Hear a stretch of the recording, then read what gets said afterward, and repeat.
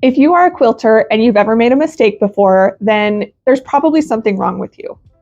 Not really. I make mistakes all the time. So if you're like me and you are an imperfect quilter, first of all, welcome to the club. Second of all, you probably know what this little puppy is then. Our traditional seam ripper. We're super used to seeing this and using this when we have to unpick a seam. But what if I told you this is not the only kind of seam ripper out there? There's some other tools that we can use that are less common, but I wanted to try and put those to the test and see if they can stack up to the tried and true seam ripper.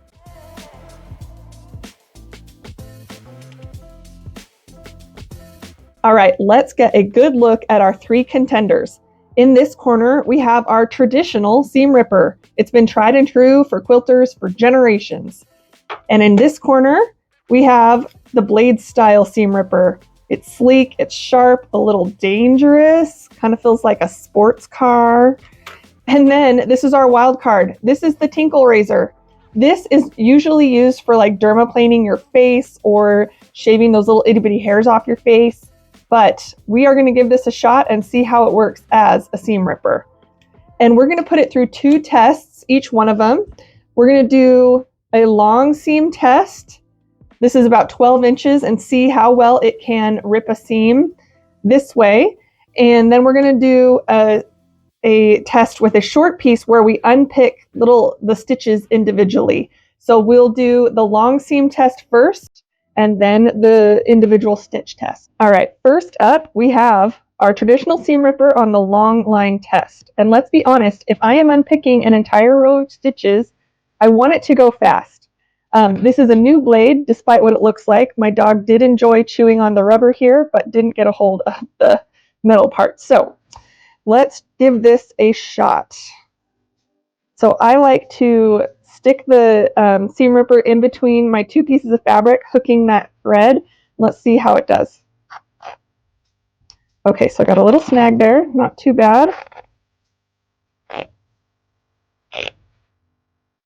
Okay, right at the edge, it struggled a little bit. Okay, there we go. So that was pretty fast. I liked that a lot. Typically, if I'm doing a long line seam ripping like this, it's if I attached a border wrong or if I did a long piece on a block. I don't recommend this if you have several pieced strips within these fabrics because you don't want to hit the corner of a new fabric and rip that fabric. But this tool, the traditional seam ripper, did pretty dang good. Let's put the other 2 to the same test. All right, here we go with our blade style seam ripper. Let's try the same thing. I want to make sure I'm not stabbing my fabric, which I might. Okay, not too bad. A little bit more sticking, and I am a little more nervous about ripping my fabric. Maybe there's a technique here that I'm not familiar with. Okay, this one, I mean, it's not bad. It's good. Oh, see, look, I went through the fabric on the back. Let's try it again and see if we can finish. Okay, so I would, I'd say that's like a 5 out of 10. Not the worst, not the best. There we go. We did it, but we had a hole. So obviously there's more careful ways to seam rip, but I want to see how well this does in each situation. All right, now test number 3, the Twinkle Razor. And that's just the name brand that I have for this one. There's different brands that you can get from these. This one's just off Amazon. And you can see this was kind of more like a safety razor. It has these little notches. Let's see if I can focus. Has little notches, and on your face, that's meant to like keep you from slicing your face open. But we'll see how that works with our fabric. This one, I'm going to have to start on the edge. I can't start mid-seam on this one.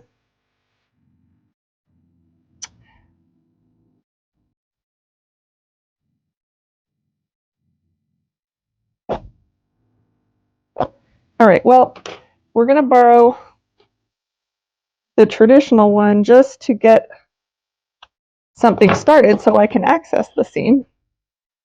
Okay, here we go. Ooh, look at that. That was pretty dang good. Oh, that was a good little...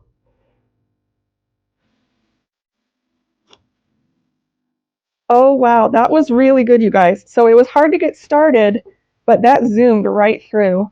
And particularly, I would love to use this when my girls are quilting or sewing because then they're not going to stab themselves.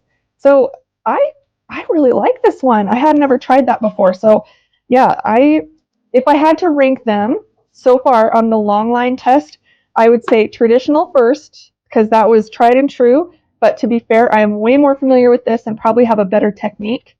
And then second, I would say the Tinkle Razor. It's like I said, it was a little hard to get started because it doesn't have like a pokey part where you can start the rip. But man, when it went through, it was great. And then third, I would say the razor style. Um, Again, might be my technique, but it wasn't my favorite. So it also poked a hole in my fabric, which is a bummer. Okay, so now let's do our second test, which is or individual stitches that we're going to try and pick out. Okay. Okay. And so finally, let's try the Tinkle Razor. And I don't have a lot of confidence that this is going to work well because there's nothing sharp to get it under my seams. Yeah. See, I'm not really getting anywhere with that. Yeah. That's not a win. I wonder if we do it like this. Oh man, look at that. Okay. I'm going to focus. If you guys can see what I'm doing. I'm just shaving off the threads and we'll see how this works. Oh my gosh, that is working. Oh wow, okay. So look at that. Let's see how it works. Oh my gosh, I did not even expect that to happen. Okay, so maybe this is not totally useless for just individual stitches on the outside. Oh wow. Okay, that was unexpected. I think that because this is meant to shave off little hairs on your face, it's super good at just shaving off those little seams or the little threads, and it's not damaging my fabric. Okay, that one didn't work as well. Let's try it again.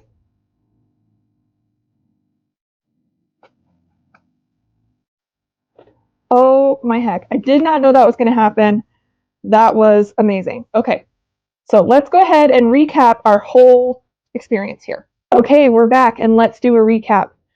I think if I had to rank them in first, second, and third place, that the traditional seam ripper is first place. It is popular and classic for a reason. It's nice. The little pokey end is really nice for slipping in between your stitches if you're unpicking individual stitches. It's also good for when you need to start your ripping of a long piece. You got to get in between those stitches so that you can rip easily. So yeah, I still love this one. Super easy to use. We're all familiar with it. It's awesome. I would say second place is the Tinkle Razor. I did not see that coming. I really, really loved this for the surprise that it worked by just simply shaving off the stitches that you don't want. That was wild and so cool. I'm going to use that lots now that I know I can do that. I had no idea. So definitely this one, it's great for those long line rips. And because it's meant to, not cut your face, it's also going to be really soft on your fabric. I didn't have any pokes in my fabric or it didn't rip any holes in it. So that is definitely a benefit there. And also I would feel totally comfortable letting my kids use this while they are working on their sewing project. And then finally in third place is the blade style razor. I will say that it was effective in unpicking those individual stitches, but did leave holes in my fabric in both instances. Both the individual stitches and the long line stitches, it did poke a hole. So if you are familiar with how to use this and you are skilled with it, go for it. But this was not my favorite, and I would be a little worried about, giving my kids free rein with this thing. So anyway, that is the showdown that we've had today. I hope this was helpful in letting you decide which seam ripper to buy and I will provide some links down in the comments of where I get my seam rippers, and you can get yours too. Have a great one, and I'll talk to you soon. Happy sewing.